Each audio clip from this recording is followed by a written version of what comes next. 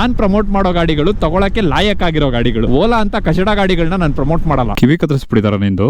Government ಅವರು ಪಾಪ ಈ ನಾಯಿಗಳಿಗೆ ಏನೇನೆಲ್ಲ ಹಿಂಸೆ ಕೊಡ್ತಾ ಇದಾರೆ. ಆದ್ರೆ ಸ್ಕ್ಯಾಮ್ ಮಾಡುವಂತ ಕಂಪ್ನಿಗಳು ಅವ್ರ ಕಣ್ಣಿಗೆ ಕಾಣದೇ ಇಲ್ಲ. ನಿಮಗೆ ನಿಜವಾಗ್ಲೂ ಎರಡು ಕಣ್ಣು ಕಾಣಿಸೋದಿಲ್ವೇ? ಅಕ್ಕ ಹೊಸ ಗಾಡಿ ತಗೋಬಿಟ್ಟವ್ರೆ ಆಕ್ಟಿವಾ. ಈ ಎಲೆಕ್ಟ್ರಿಕ್ ಯುಗದಲ್ಲೂ ಪೆಟ್ರೋಲ್ ಗಾಡಿಗಳನ್ನ ತಗೊಂಡು ಓಡ್ಸಕ್ ಬರ್ದೇ ಇದ್ರು ರೋಡ್ ಮೇಲೆ ಬಂದು ಆ ಗಡ್ಸಿದ್ಯಲ್ಲ ಎಲ್ರಿಗೂ ಬರಲ್ಲ. ನಾವು ಕೈಯಿಂದ ದುಡ್ಡಾಕಿ ಯಾವ ವಸ್ತುನ ತಗೊಳಲ್ಲ, ಅದನ್ನ ಜನರಿಗೆ ತಗೊಳ್ಳಿ ಅಂತ ಯಾವತ್ತು ಹೇಳ್ಬಾರ್ದು. ಯಾವ್ದಾದ್ರು ಒಂದು ಕಂಪ್ನಿನ ಓಪನ್ ಮಾಡ್ಬೇಕು ಅಂದ್ರೆ ನನಗೆ ಗೊತ್ತು ಎಲ್ಲರೂ ದುಡ್ಡು ಮಾಡಕ್ಕೆ ಮಾಡ್ತಾರೆ ಅಂತ, ಆದ್ರೆ ಒಂಚೂರು ಎಥಿಕ್ಸ್ ಅನ್ನೋದಿರ್ಬೇಕಲ್ವಾ ಗುರು. ಯಾರಿದ್ರೆ ಒಳಗೆ ಹೇ ಗುಂಡ, ಒಂದು ಎಲೆಕ್ಟ್ರಿಕ್ ಗಾಡಿ ಬಗ್ಗೆ ಮಾತಾಡ್ಬೇಕಾದ್ರೆ ಇನ್ನೊಂದು ಎಲೆಕ್ಟ್ರಿಕ್ ಗಾಡಿ ಮೇಲೆ ಕೂತ್ ಮಾತಾಡಿದ್ರೆ ಚೆನ್ನಾಗಿರುತ್ತೆ ಅಂತ ನಾನಿವತ್ತು ರಿವರ್ ಇಂಡಿನ ಚೂಸ್ ಮಾಡಿದೀನಿ.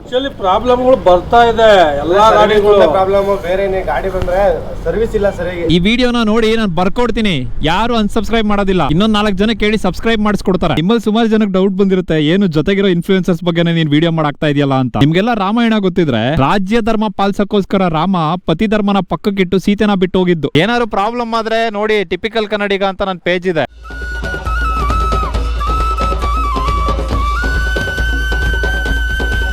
ಇವಾಗ ಒಂದ್ ವಾರದ ಮುಂಚೆ ಓಲಾದವರು ಪ್ರಾರಂಭ ಅಂತ ಒಂದು ಇವೆಂಟ್ ಮಾಡಿದ್ರು. ಇಷ್ಟು ದಿನ ಸೋಷಿಯಲ್ ಮೀಡಿಯಾದಲ್ಲಿ ರೀಲ್ಸ್ ಗಳನ್ನ ಹಾಕೊಂಡು PR ಕಮೆಂಟ್ ಗಳನ್ನ ಮಾಡ್ಕೊಂಡು ಪಾಸಿಟಿವ್ ರೆಸ್ಪಾನ್ಸ್ ಗಳನ್ನ ತಗೊಂಡು ಜನರಿಗೆ ಮಂಕ್ ಮಾಡ್ತಾ ಇದ್ರು. ಆದ್ರೆ ಪ್ರಾರಂಭ ಇವೆಂಟ್ ನೋಡಿದಾಗ ನನಗೆ ಅರ್ಥ ಆಯ್ತು ಜನರು ಎಷ್ಟು ಬುದ್ಧಿವಂತರಾಗಿದ್ದಾರೆ ಅಂತ. ಒಂದು ಇವೆಂಟ್ ಗೆ ಯಾರು ಬಂದಿಲ್ಲ. ಆ ಓಲಾ ಇವೆಂಟ್ ಅಲ್ಲಿರೋ ಜನರಿಗಿಂತ ಅದ್ರ ಪಕ್ಕ ಇದ್ದಿದ್ ಪಾನಿಪುರಿ ಅಂಗಡಿನಲ್ಲೇ ಜಾಸ್ತಿ ಜನ ಇದ್ರು. ಇನ್ನೊಂದ್ ಕಡೆ ಯಾವ್ಯಾವ ಕ್ರಿಯೇಟರ್ ಗಳು ಈ ಓಲಾ ಇವೆಂಟ್ ಗೆ ಹೋಗಿ ವಿಡಿಯೋ ಮಾಡಿ ಅಪ್ಲೋಡ್ ಮಾಡಿದ್ದಾರೆ, ಅವ್ರ ಕಮೆಂಟ್ ಸೆಕ್ಷನ್ ಅಲ್ಲಿ ಹೆಂಗೆ ರುಬ್ತಾ ಇದಾರೆ ಜನ ಅಂದ್ರೆ ಕೆಲವೊಂದ್ಸಲ ಅನ್ಸ್ಬಿಡುತ್ತೆ ಇದೆಲ್ಲ ಬೇಕಿತ್ತ ಇವ್ರುಗಳಿಗೆ. ಇಷ್ಟು ವರ್ಷ ಮಾಡ್ಕೊಂಡ್ ಬಂದಿರೋದ್ನ ಒಂದು ರೀಲ್ ಅಲ್ಲಿ ಕಳ್ಕೋತಾ ಇದಾರಲ್ಲ ಅಂತ.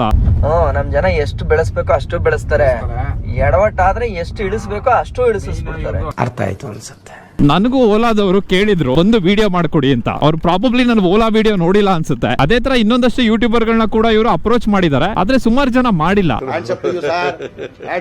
ಆಕ್ಚುಲಿ ಒಬ್ರು ಇನ್ಫ್ಲೂಯೆನ್ಸರ್ ಲಾಸ್ಟ್ ಟೈಮ್ ಓಲಾನ ಪ್ರಮೋಟ್ ಮಾಡಿದ್ರು. ನನ್ನ ವಿಡಿಯೋನ ನೋಡಿ ನಾನು ಮಾಡಿದ ತಪ್ಪಾಯ್ತು, ಇನ್ಮೇಲೆ ನಾನು ಮಾಡೋದಿಲ್ಲ ಅಂತ ಸ್ಟ್ರೈಟ್ ಅವೇ ಈ ಸಲ ಬಂದಿರುವಂತ ಪ್ರಾಜೆಕ್ಟ್ ನ ಅವರು ರಿಜೆಕ್ಟ್ ಮಾಡಿದ್ದಾರೆ.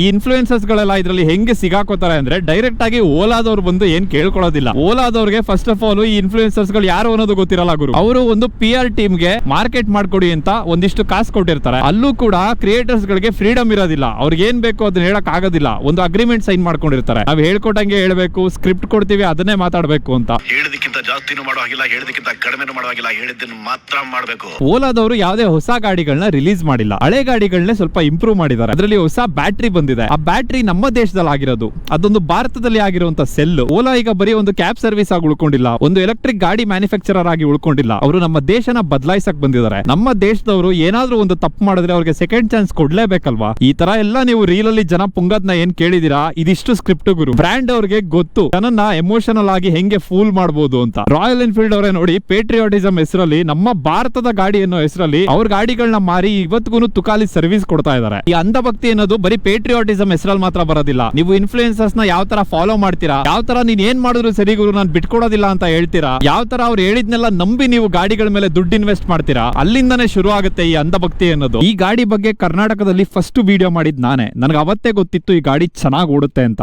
ಇವತ್ತಿಗೂ ಕೂಡ ನನ್ನ ವಿಡಿಯೋನ ನೋಡಿ ಯಾರ್ಯಾರು ರಿವರ್ ಇಂಡಿ ಗಾಡಿಗಳನ್ನ ತಗೊಂಡಿದ್ದಾರೆ ಯಾರು ರಿಗ್ರೆಟ್ ಮಾಡಿಲ್ಲ, ಯಾರು ಕಂಪ್ಲೇಂಟ್ ಮಾಡಿಲ್ಲ. ಅಕಸ್ಮಾತ್ ನಾನು ಈ ಗಾಡಿನ ಪ್ರಮೋಟ್ ಮಾಡಿದೀನಿ ಅಂತ ತಗೊಂಡು ಯಾರಿಗಾದ್ರೂ ಪ್ರಾಬ್ಲಮ್ ಆದ್ರೆ ನಾನ್ ರೆಸ್ಪಾನ್ಸಿಬಿಲಿಟಿ ತಗೋತೀನಿ. ನೀವು ಓಲಾ ಕಂಪ್ನಿನ ಪ್ರಮೋಟ್ ಮಾಡ್ತಾ ಇರೋರು ಯಾರಾದ್ರೂ ರೆಸ್ಪಾನ್ಸಿಬಿಲಿಟಿ ತಗೋತೀರಾ? ಹಾಗಲ್ಲ, ನಿನ್ ಕೈಲಿ ಆಗಲ್ಲ. ಸುಮ್ಮನೆ ನೀವು ರೋಡಲ್ಲಿ ಹೋಗ್ಬೇಕಾದ್ರೆ ಒಂದು ಓಲಾ ಗಾಡಿ ನೋಡ್ತೀರಾ ಅನ್ಕೊಳ್ಳಿ, ಆ ಓನರ್ಗೆ ಕೇಳಿ ಹೆಂಗಿದೆ ನಿಮ್ ಲೈಫ್ ಅಂತ. ಅವರು ರಿಯಾಲಿಟಿ ಹೇಳ್ತಾರೆ. ಹೆಂಗಿದೆ ನಿಮ್ಮ ಓಲಾ? ಚೆನ್ನಾಗಿಲ್ಲ ಬ್ರಾ. ಒಂದೇ ಮಾತು, ಚೆನ್ನಾಗಿಲ್ಲ ಬ್ರೋ. ಇದು ಟೆಸ್ಟ್ ರೈಡ್ ಮಾಡ್ಕೊ ಬನ್ನಿ ಹೋಗಿ. ಇದು ಹೆಂಗಿದೆ ನೋಡಿ, ಹೋಗ್ಬಿಟ್ಟು ಬನ್ನಿ ಒಂದು ರೌಂಡ್. ಹೆಂಗಿದೆ ಗಾಡಿ ನಿಮ್ದು ಇವಾಗ ಓಲಾ? ನಾನೇ ಫೋನ್ ಹಾಕೋಣ ಅಂತಿದ್ದೆ. ವರ್ಷದಾಗ ಐತೆ ಇದು. ಯಾರಾದ್ರು ಮಾಡ್ತಿರಿಲ್ವೋ, ಇವನ್ ಗಾಡಿ ತೋರ್ಸ್ಲೇಬೇಕು. ಗಾಡಿ ಹೋಗಕ್ಕೆ ಕ್ಲಚ್ ಬಿಟ್ಟಂಗ್ ಬಿಡ್ಬೇಕಿದ್ನ ಜೋರಾಗಿ, ಇಲ್ಲಾಂದ್ರೆ ಗಾಡಿನ ಮುಂದಕ್ಕೆ ಹೋಗಲ್ಲ ಇದು. ನೋಡಿ ತಿರ್ಗಿ ಆಗೋಯ್ತಂಗೆ. ನೋಡಿ ಒಬ್ರು ಕಾಲ್ ಮಾಡ್ದೆ ಆಯ್ತಾ, ನಾನು ಇವಾಗ ಇನ್ನೊಬ್ರು ಕಾಲ್ ಮಾಡ್ತೀನಿ. ಬೆಳ್ಳಗೆ ಇರೋದೆಲ್ಲ ಹಾಲಲ್ಲ. ಏನ್ ಬೈ ಸಾಕು ಸಕದಾಗಿರೋದ್ ಹಾಕೋಬಿಟ್ಟಿದೀರಾ?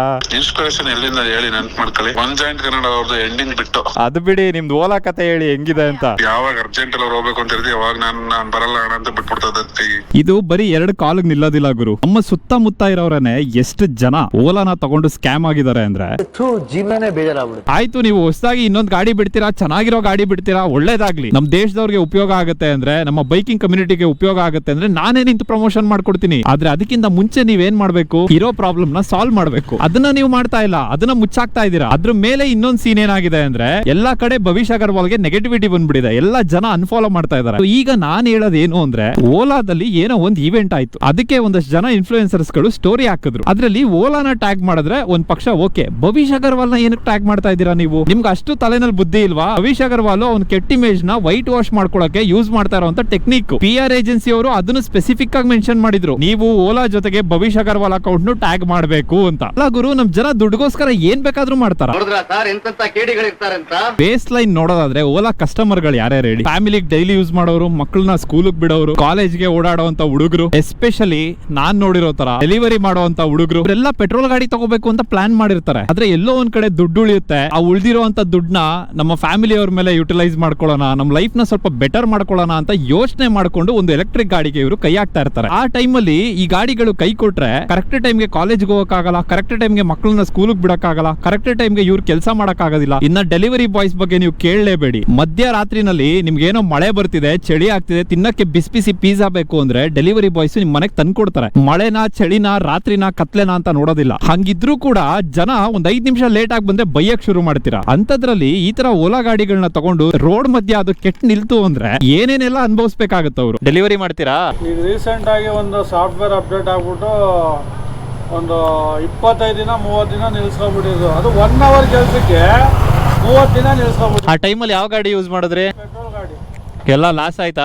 ಇದೊಂದು ಬ್ರೇಕ್ ಕಟ್ಟಾಗಿ ಹೋಯ್ತಿದ್ದ ಗಾಡಿ ಬಿದ್ದು, ಇದೊಂದು ಚೇಂಜ್ ಮಾಡಕ್ಕೆ 3 ದಿನ ಗಾಡಿ ನಿಲ್ಸ್ಬೇಕು. ಇದೆಲ್ಲ ನಿಮ್ ಇನ್ಫ್ಲೂಯೆನ್ಸರ್ಸ್ ತಲೆಗೆ ಬರೋದಿಲ್ವಾ ಅಂತ ನನ್ನ ಕ್ವೆಶ್ಚನ್. ಆಯ್ತು ಬಿಡಿ, ನಿಮ್ ಲೈಫ್ ಏನೋ ಚೆನ್ನಾಗಿದೆ, ನಿಮ್ಗೆ ಒಳ್ಳೆ ಕಾಸು ಬರ್ತಿದೆ, ಡೆಲಿವರಿ ಬಾಯ್ಸ್ ಬಗ್ಗೆ ಚಿಂತೆ ನಿಮ್ಗೆ ಯಾಕಲ್ವಾ? ಫ್ಯಾಮಿಲಿಗಳ ಬಗ್ಗೆ ಮಾತಾಡೋಣ. ನಿಮ್ಮ ಮನೆಯಲ್ಲೇ ಯಾರಾದ್ರೂ ಓಲಾ ಗಾಡಿನ ತಗೊಂಡು ಅದು ಕೆಟ್ಟು ನಿಂತು ಅವ್ರಿಗೆ ಅದರಿಂದ ಏನಾದ್ರೂ ಪ್ರಾಬ್ಲಮ್ ಆಗಿದ್ರೆ ನೀವು ಅವಾಗ್ಲೂ ಬಂದು ಪ್ರಮೋಷನ್ ಮಾಡ್ತಿದ್ರಾ? ಇದಕ್ಕೇನು ಉತ್ತರ ಕೊಡ್ತೀಯಪ್ಪ?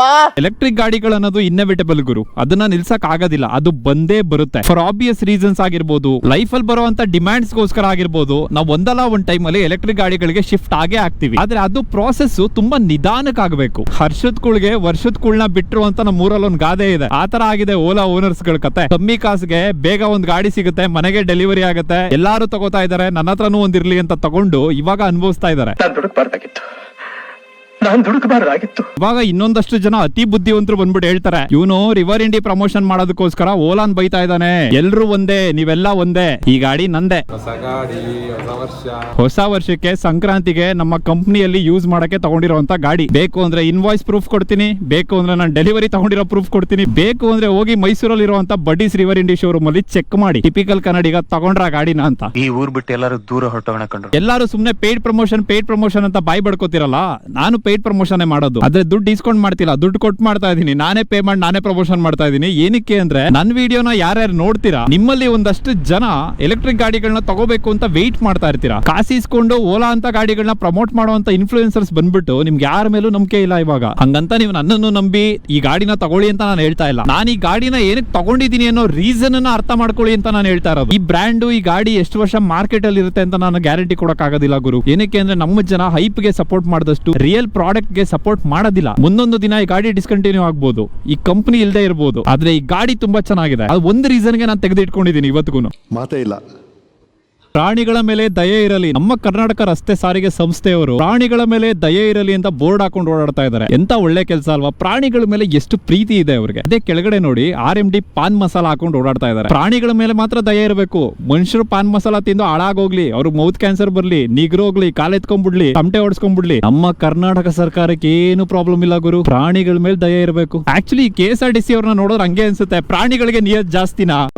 ಹೇಳ್ತಾ ಹೋದ್ರೆ ನಮ್ಮ ಕರ್ನಾಟಕದಲ್ಲಿ, ನಮ್ಮ ದೇಶದಲ್ಲಿ ಎಷ್ಟು ಪ್ರಾಬ್ಲಮ್ಸ್ ಗಳಿದೆ ಅಂದ್ರೆ ಇನ್ಫ್ಲೂಯೆನ್ಸರ್ಸ್ ಗಳಿಗೆ ಸುಮಾರು ಟಾಪಿಕ್ ಇದೆ ಇದನ್ನ ಮಾತಾಡಿ ಜನರ ತನಕ ಮುಟ್ಸಕ್ಕೆ. ಆದ್ರೆ ಅವ್ರೇನ್ ಮಾಡ್ತಾರೆ, ಓಲಾ ಪ್ರಮೋಷನ್ ಮಾಡ್ತಾರೆ, ಬೆಟ್ಟಿಂಗ್ ಪ್ರಮೋಷನ್ ಮಾಡ್ತಾರೆ. ಇನ್ನ ಬೆಟ್ಟಿಂಗ್ ವಿಚಾರಕ್ಕೆ ಬರೋದಾದ್ರೆ ನಾನು ಲಾಸ್ಟ್ ವಿಡಿಯೋದಲ್ಲೂ ಹೇಳಿದ್ದೆ, ಓಲಾ ಪ್ರಮೋಷನ್ ಮಾಡೋದು ಒಂದೇ, ಬೆಟ್ಟಿಂಗ್ ಪ್ರಮೋಷನ್ ಮಾಡೋದು ಒಂದೇ ಅಂತ. ಈ ಕಂಪ್ಯಾರಿಸನ್ ಬಗ್ಗೆ ಮಾತಾಡೋದಾದ್ರೆ ಬೆಟ್ಟಿಂಗ್ ಆಪ್ ಗಳಲ್ಲಿ ಏನೇನಾಗುತ್ತೆ ಹೇಳಿ? ಇವಾಗ ಒಂದ್ 500 ಹಾಕ್ತೀರಾ, 1000 ಕಳ್ಕೊತೀರಾ, 1000 ಹಾಕ್ತೀರಾ, 2000 ಕಳ್ಕೊತೀರಾ. ಅದೇ ಓಲಾ ಗಾಡಿಗಳ ಮೇಲೆ ದುಡ್ಡು ಹಾಕಿದ್ರೆ 500 ಹಾಕಿ 1000 ಕಳ್ಕೊಳ್ಳೋದು, 1000 ಹಾಕಿ 2000 ಕಳ್ಕೊಳ್ಳೋದು ಎಲ್ಲ ಇಲ್ಲ. 1.5 ಲಕ್ಷ ಹಾಕಿ 1.5 ಲಕ್ಷ ಕಳ್ಕೊಳ್ಳೋದು ಎಲ್ಲ ಒಂಥರ ಗುಟ್ಟಿನಲ್ಲಿ ನಡೆಯೋ ವಿಚಾರ.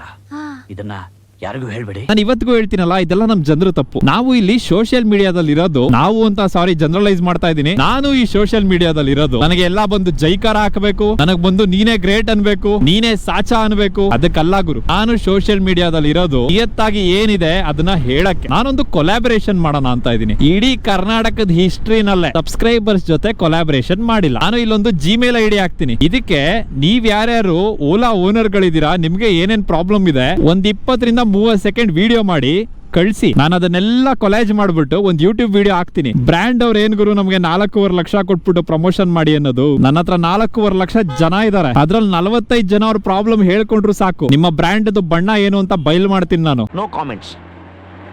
ಒಬ್ಬ ಕಳ್ಳನಿಂದ ಹಿಡಿದು ಒಬ್ಬ ಸೈನಿಕನ ತನಕ ಎಲ್ರು ಕೆಲಸ ಮಾಡ್ತಾ ಇರೋದು ದುಡ್ಡುಗೋಸ್ಕರನೇ. ಆದ್ರೆ ಕಳ್ಳ ಕೆಟ್ಟ ದಾರಿನಲ್ಲಿ ದುಡ್ಡು ಮಾಡ್ತಾನೆ, ಸೈನಿಕ ಅವನ್ ಪ್ರಾಣ ಒತ್ತೆ ಇಟ್ಟು ದೇಶಕ್ಕೋಸ್ಕರ ಹೋರಾಡಿ ಸಂಬಳ ತಗೋತಾನೆ. ನೀವು ಲೈಫ್ ಅಲ್ಲಿ ಎಷ್ಟು ದುಡ್ಡು ಮಾಡ್ತೀರಾ ಅನ್ನೋದು ಮ್ಯಾಟರ್ ಆಗೋದಿಲ್ಲ, ಹೆಂಗ್ ದುಡ್ಡು ಮಾಡ್ತೀರಾ ಅನ್ನೋದು ಮ್ಯಾಟರ್ ಆಗುತ್ತೆ. ಲೈಫ್ ನಡೆಸಕ್ಕೆ ದುಡ್ಡು ಬೇಕೇ ಬೇಕು. ಲೈಫ್ ಅಲ್ಲಿ ಸಾಯೋ ಮುಂಚೆ ಶ್ರೀಮಂತನಾಗಿರ್ಬೇಕು, ಸಾಯೋ ಮುಂಚೆ ಮಜಾ ಮಾಡ್ಬೇಕು, ಸಾಯೋ ಮುಂಚೆ ಹೆಸರು ಮಾಡ್ಬೇಕು, ಸಾಯೋ ಮುಂಚೆ ಸೂಪರ್ ಸ್ಟಾರ್ ಆಗಿರ್ಬೇಕು. ಆದ್ರೆ ಅದಕ್ಕಿಂತ ಹೆಚ್ಚಾಗಿ ಜೀವನದಲ್ಲಿ ಇದ್ರೆ ನೆಮ್ಮದಿಯಾಗಿರ್ಬೇಕು.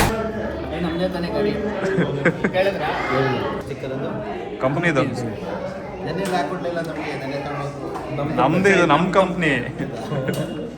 ಇನ್ನ ಕೆಲವೊಂದಷ್ಟು ಯೂಟ್ಯೂಬರ್ಸ್ ಗಳು ಯಾರ್ಯಾರು ಓಲಾ ಪ್ರಮೋಷನ್ ಮಾಡಿದಿರಾ ಈ ವಿಡಿಯೋ ನೋಡೋದ್ಮೇಲೆ ಇವನಿಗೆ ನಾನು ಉತ್ತರ ಕೊಡಬೇಕು, ನಾನು ವಾಪಸ್ ಇವನ್ ಮೇಲೆ ವಿಡಿಯೋ ಮಾಡಬೇಕು ಅಂತೆಲ್ಲ ಯೋಚನೆ ಬಂದಿರುತ್ತೆ. ನಾನು ಹೇಳಿರೋದಕ್ಕೆ ಜಸ್ಟಿಫಿಕೇಶನ್ ಕೊಟ್ಟು ವಿಡಿಯೋ ಮಾಡೋ ಮುಂಚೆ ನೀವು ಓಲಾ ಪ್ರಮೋಷನ್ ಏನ್ ಮಾಡಿದಿರಾ ಅದನ್ನ ನೋಡಿ ಜನ ತಗೊಂಡು ಯಾರು ಪರದಾಡ್ತಾ ಇದಾರೆ, ಓಲಾ ಗಾಡಿಗಳಿಂದ ಯಾರ್ಯಾರು ಪ್ರಾಬ್ಲಮ್ ಆಗಿದೆ, ಎಷ್ಟು ಜನಕ್ಕೆ ಇಶ್ಯೂ ಆಗ್ತಿದೆ, ಅವ್ರಗಳಿಗೆಲ್ಲ ಸಪೋರ್ಟ್ ಮಾಡಿ ಒಂದು ವಿಡಿಯೋ ಮಾಡಿ. ಓಲಾದವರು ಹೊಸ ಇವೆಂಟ್ ಮಾಡಿದ್ದಾರೆ, ಟ್ರೆಂಡ್ ಅಲ್ಲಿ ಇದೆ, ವ್ಯೂಸ್ ಬಂದ್ರು ಬರುತ್ತೆ. ನನ್ನ ಮೇಲೆ ವಿಡಿಯೋ ಯಾವಾಗ ಮಾಡಿದ್ರು ವ್ಯೂಸ್ ಬರುತ್ತೆ. ಯೂಟ್ಯೂಬ್ ನೋಡ್ತೀರಾ ಅಂದ್ರ ಟಿಪಿಕಲ್ ಕನ್ನಡಿಗ ನೋಡಿದೀರಾ? ಅವರೇ ಅದು ನೋಡಿದ್ಯಾ ಅವ್ರದ್ದು ವಿಡಿಯೋ?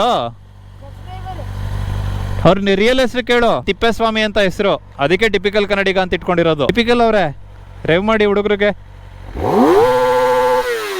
ಚೆನ್ನಾಯ್ತಾ? ಯಾವ್ದು ಗಾಡಿ? 10R ಅಲ್ಲ ಕಣೋ, 4R. ನಂದು ಇದೆ ನೋಡ್ರು, ವಿಕಾಸ್ ಗೌಡ ವ್ಲಾಗ್ಸ್ ಅಂತ. ನಾನು ಚಾಲೆಂಜ್ ವಿಡಿಯೋ ಮಾಡ್ತೀನಿ, ವಿಕಾಸ್ ಗೌಡ ವ್ಲಾಗ್ಸ್ ಅಂತ.